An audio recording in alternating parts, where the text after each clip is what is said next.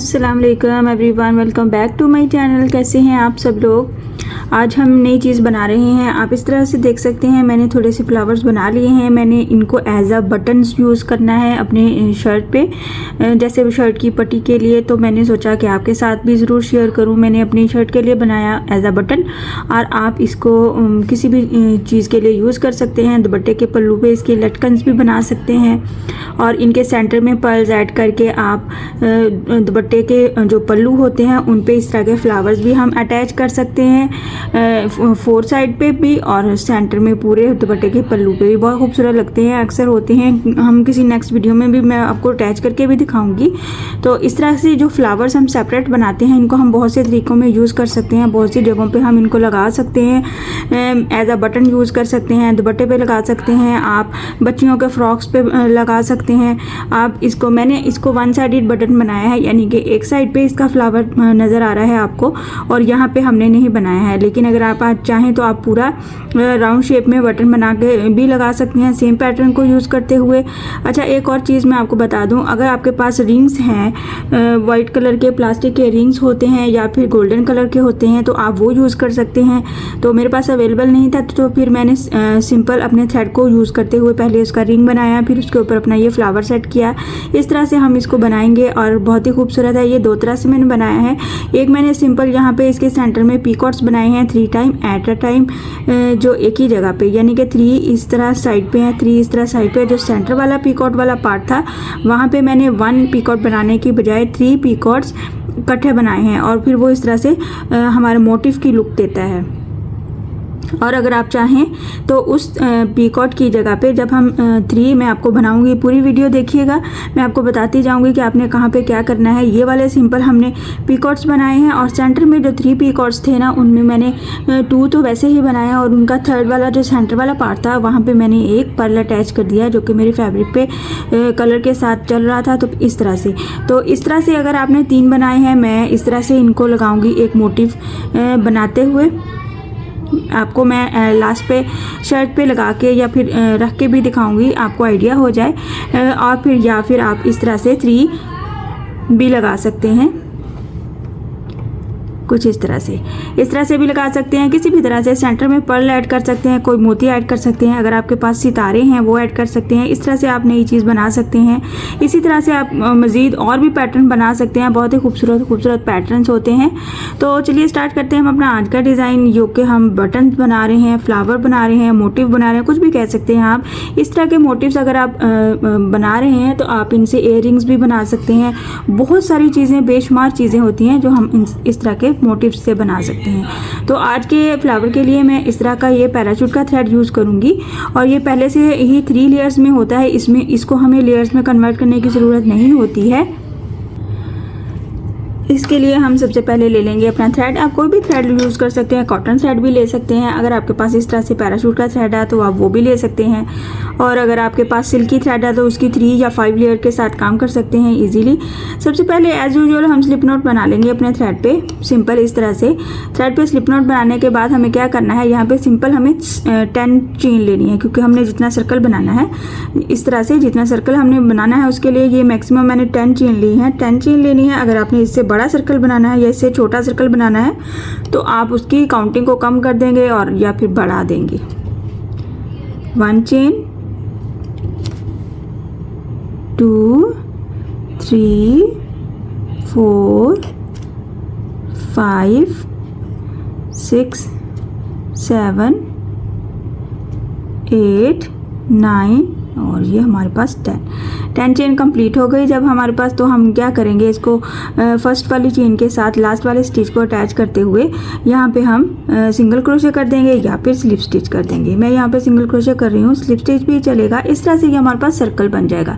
अगर आपके पास वो जो वाइट कलर का रिंग होता है या गोल्डन कलर का रिंग आता है, मार्केट से ईजिली मिल जाता है, आप वो ले लीजिए। इस तरह से रिंग होगा तो आप उस रिंग की साइड पर भी बिल्कुल इसी तरह से पैटर्न बनाएंगे जिस तरह से हम इस चेन की साइड पर बनाएंगे। यहाँ पे हमारे पास सर्कल बन गया है, तो हम क्या करेंगे, करेंगे 1 चेन लेते हुए डबल क्रोशे का हाफ डबल क्रोशे का बल लेना है और सारे सर्कल को हमने हाफ डबल क्रोशे से कवर कर देना है। साथ साथ ये वाला जो हमारे पास एक्स्ट्रा थ्रेड है इसको हम साथ साथ कवर करेंगे, क्योंकि ये पैराशूट का थ्रेड है तो ये हमें इसके डिज़ाइन के खुलने का बहुत ज़्यादा खर्चा होता है। इसको हम साथ साथ कवर करते हुए लास्ट पे कट कर देंगे और या फिर आप लास्ट स्टिच को फर्स्ट के साथ अटैच करके उसको फायर की हेल्प से कट करेंगे, जला देंगे। हमारे पास इस तरह से ये हाफ डबल क्रोशे का बल लिया, इस चेन वाले सर्कल के क्रॉस में हमने जाते हुए इस तरह से हाफ डबल क्रोशे बनाते जाना है और पूरा हमने सर्कल कंप्लीट कर लेना है। काउंटिंग इसकी कोई ख़ास नहीं है क्योंकि हमने 10 चेन की काउंटिंग ले ली है, तो 10 चेन के राउंड में जितनी भी आपके हाफ डबल क्रोशे बनेंगे तो उतने ही बनाने हैं, जिससे हमारा ये सर्कल थोड़ा सा टाइट बन जाए और बहुत ज़्यादा लूज़ भी नहीं हो। इस तरह से हमने इसको टाइट कर लेना है। इस तरह से सर्कल बना के आप किसी भी तरह का फ्लावर्स बना सकते हैं।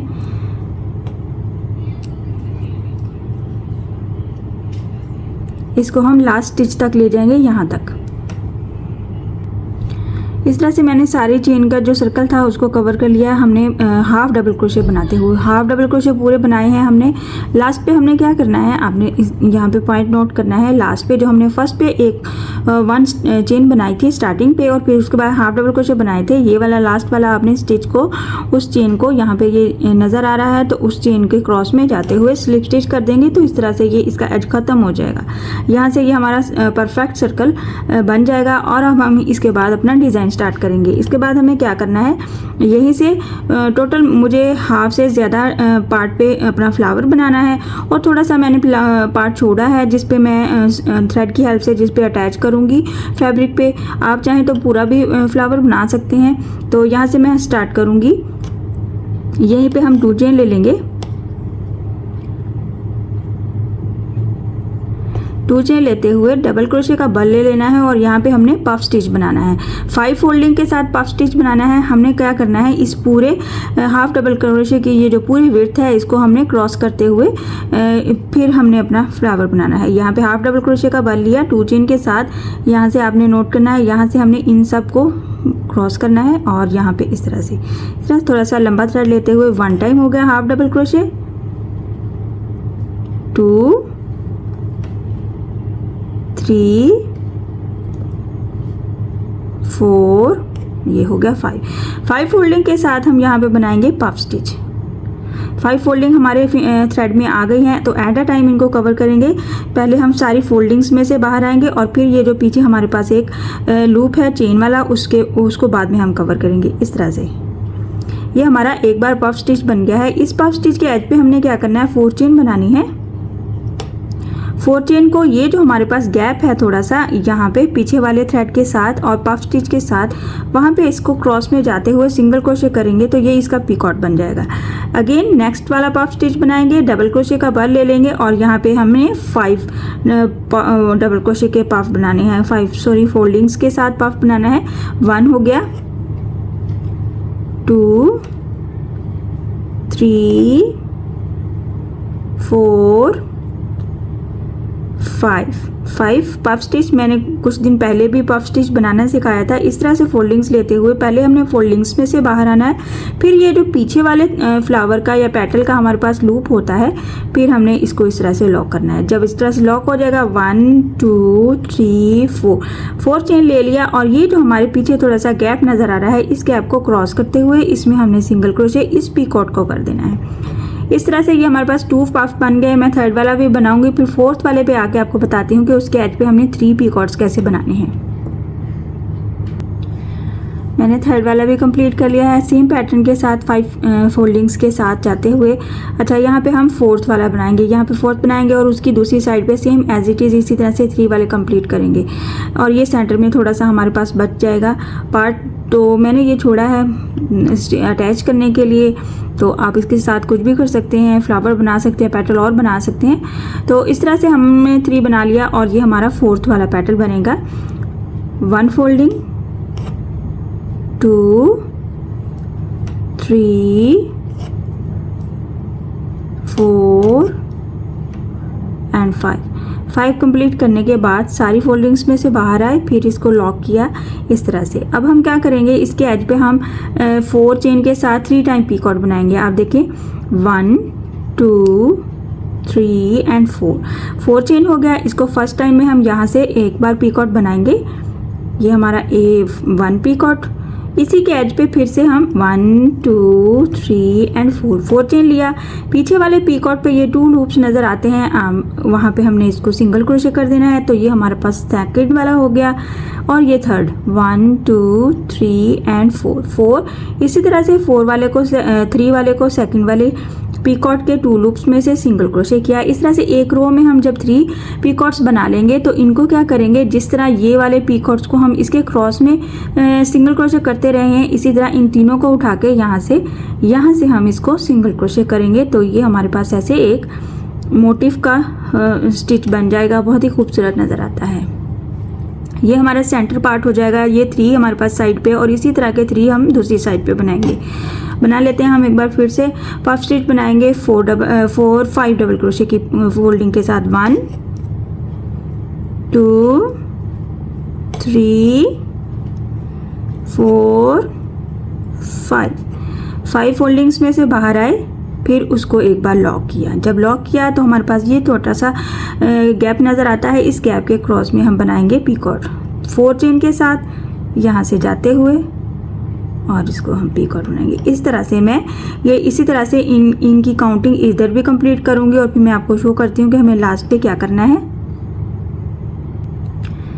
मैंने यहाँ पे 3 पेटल्स की काउंटिंग कंप्लीट कर ली है। इस साइड पे 3 पेटल्स हो गए और सेंटर में हमारा ये 3 पीकॉट्स वाला पेटल हो गया। इस तरह से ये हमारा फ्लावर नज़र आ रहा है। अच्छा, इसको लास्ट पे हमने फिनिश कैसे करना है, यहाँ से हमने 2 चेन के साथ स्टार्ट किया था, तो यहाँ पे लास्ट वाला जो पेटल है उसको फिनिश करने के बाद 2 चेन बनाएंगे और इस 2 चेन को एज इट इज़ यहाँ पे इस वाले बाकी के पार्ट के बिल्कुल लास्ट एज पे हम इसको सिंगल क्रोशे कर देंगे। सिंगल क्रोशे किया और फिर बैक पे जाते हुए इसको अच्छे से नॉट करेंगे और फिर हम इसको फायर की हेल्प से जलाएंगे, क्योंकि ये हमारे पास पैराशूट का थ्रेड है या सिल्की थ्रेड है। तो आपने, ये हमारा बैक साइड है और ये हमारा फ्रंट साइड था। अगर हमने थ्रेड को नॉट करना है तो पहले आप थ्रेड को बैक साइड पे ले आएंगे और फिर इसको कट करेंगे।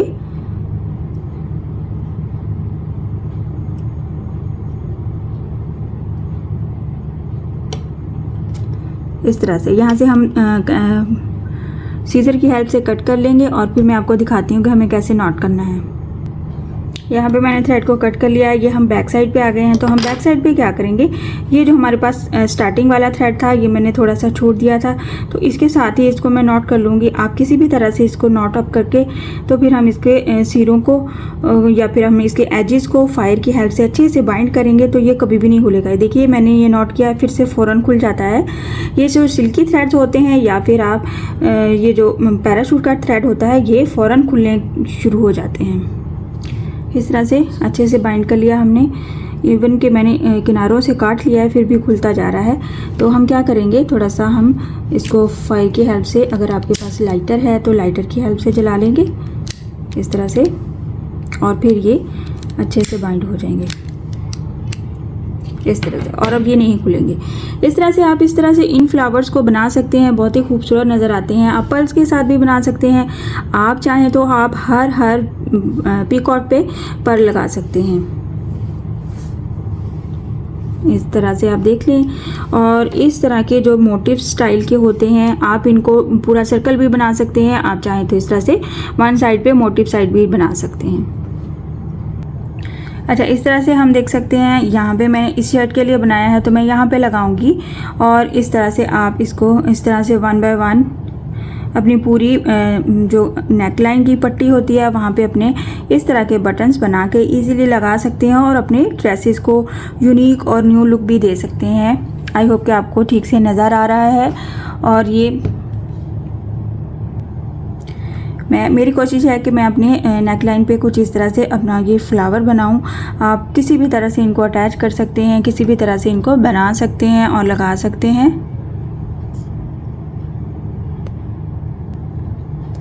थोड़ा सा पास करके भी दिखा देती हूँ आपको। इस तरह से हमारे डिज़ाइन की ये फ्लावर की लुक नज़र आएगी। ये पूरा मोटिव बन जाएगा, मोटिव वाला स्टाइल बन जाएगा। आप किसी भी तरह से आप इसको हैंडल कर सकते हैं। सो आई होप कि आज का डिज़ाइन आपको समझ भी आया होगा और पसंद भी आया होगा। एक मेरी रिक्वेस्ट है अपनी बहनों से, वीडियो को पूरा देखा कीजिए, पूरा वॉच कीजिए ताकि आपको समझ में आए सही से। कोई एंड पे हमने बात डिस्कस करनी होती है, कोई स्टार्टिंग पे कुछ बात डिस्कस करनी होती है, तो हो सकता है कि आप कोई काम की बात एंड पे जाके हमें डिस्कस करनी है तो आपको उसका फ़ायदा हो सके।